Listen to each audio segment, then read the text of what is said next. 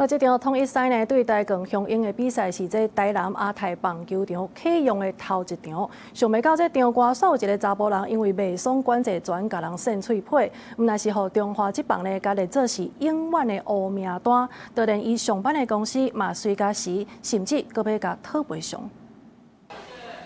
大家攏在看亞太棒球場首戰，叫歌星來唱歌，鬧個滾滾。毋過看台區煞咧起冤家，對影片看這個49歲姓張的查甫人，就因為和人講話袂合，起屁面動手甲人扇喙皮。經過了解，姓張的因為白爽，工讀生叫伊莫佇行到遮挖克欄杆的所在，驚發生危險，伊煞毋管球場的規矩，就安尼甲人起骹動手，佮大聲叫別人。而到暗時，受害者嘛去驗傷甲提告，針對記者訪問，姓張的無要回應。 終止的聲明啊，想說也是取得一下你這邊的說法，這樣子。啊，沒有，就不用。現在是怎麼樣的狀況？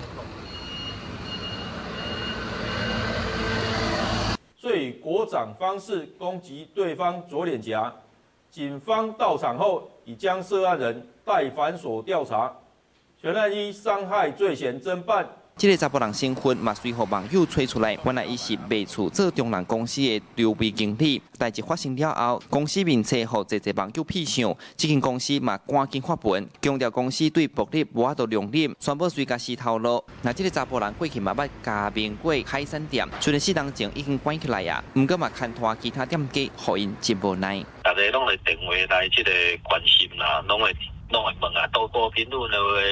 人家有去洗屏這個1顆星嘛？我們本公司不是切割，因為在契約部分來講，本來他這樣行為就不對，已經損及到我們企業的，所以我們這邊公司內部來講，是按照那時候所簽的契約來解除跟他相關的一些勞務的關係。那因為這件代志攏破家己的飯碗，姓張的過去見笑代嘛攏互人曉出來，包括伊捌有傷害公然侮辱等情況。現此時因為佇球場失控，毋但互中華職棒連面的做永遠的烏名單，袂使入去看球賽。真公司的嘛講無排除會採取法律程序來處理後續賠償的代志。記者從台南採訪報道。